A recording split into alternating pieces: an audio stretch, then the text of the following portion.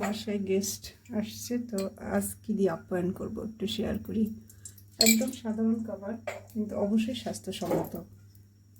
এখানে ঘি দিয়ে দিছি, আমি কড়াইটা একটু মাখিয়ে নিই।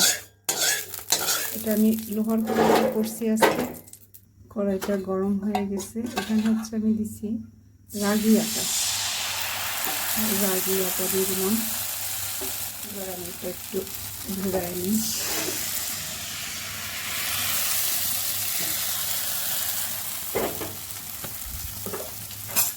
ঢেকে দিই। এটা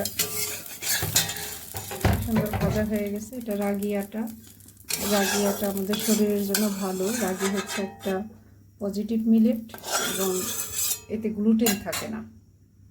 এই যে আমি বেশ কয়েকটা এরকম করে রুটি ভেজে নিয়েছি।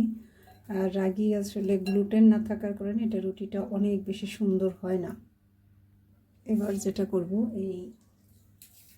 এটাতে আমি যে খেজুরের গুড়, এটা ওই যে পিউরেজা থেকেই নিয়েছি, চকলেটের মতো গুড়টা। এটা বেশ টেস্টি এবং তিতিরের খুব পছন্দ এই গুড়টা। এটা দিয়ে এটা খেতে কিন্তু দারুণ লাগবে।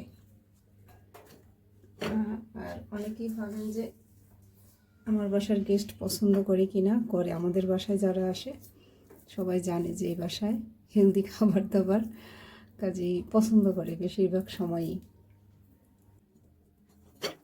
এভাবে আমি 3টা রোল বানিয়ে দিই। সাথে থাকবে মশলা চা, রাগি আটা দিয়ে সুন্দর একটা আপ্যায়ন।